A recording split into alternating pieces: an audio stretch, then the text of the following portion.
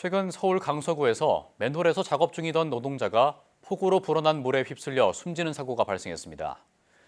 YTN이 시공업체가 사전에 작성한 해당 작업의 위험성 평가서를 입수했는데 집중호우 시 익사사고 위험성이 큰 것으로 기록돼 있었습니다. 시공업체와 강서구 모두 이 같은 사실을 알고 있었지만 제대로 대비하지 않았다는 지적을 피하기 어려워 보입니다. 표정호 기자의 단독 보도입니다. 좁은 맨홀 안에 높이 차오른 물이 빠른 속도로 흐릅니다. 하수관로 보수 작업 중 노동자 한 명이 숨진 서울 염창동 맨홀의 사고 당일 모습입니다. 경찰은 작업자가 집중호우로 불어난 물에 휩쓸린 것으로 보고 있는데 YTN 취재 결과 발주처인 강서구와 작업을 진행한 시공업체 모두 집중호우로 인한 사고 위험성을 사전에 알고 있었던 것으로 파악됐습니다. 시공업체가 강서구에 제출한 위험성 평가서입니다. 본격적인 공사에 앞서 이번 맨홀 작업의 위험 요인을 유해가스로 인한 질식사고, 사다리를 이용해 맨홀 진입 시 추락사고 등 12가지로 정리했습니다.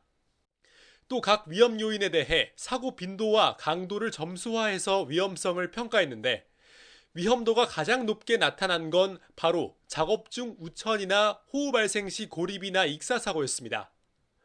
빈도는 12개 유형 중 가장 많을 것으로 예상했고 강도, 즉 사고로 인한 피해 역시 질식, 탈진 등과 함께 가장 클 것으로 봤습니다. 위험성을 사전에 인지했는데도 왜 적절한 조치가 취해지지 않았는지 조사해야 합니다. 강서구청도 이러한 평가서를 바탕으로 적절한 조치를 취했는지 따져봐야 합니다. 서울시에서 규정한 안전 매뉴얼을 준수하지 않은 정황도 포착됐습니다. 갑작스런 비가 쏟아질 때를 대비해 마련한 하수관로 작업 매뉴얼은 공사 안전관리 책임자가 기상 예보를 수시로 확인하도록 했습니다. 특히 강수 확률이 50% 이상이거나 하늘에 먹구름이 보이면 작업을 중단하고 즉시 철수하라고 구체적으로 명시돼 있습니다. 사고 당일 기상청은 오전 6시에서 8시까지 강수 확률을 60%로 예보했는데 보수공사는 예정대로 시작됐습니다.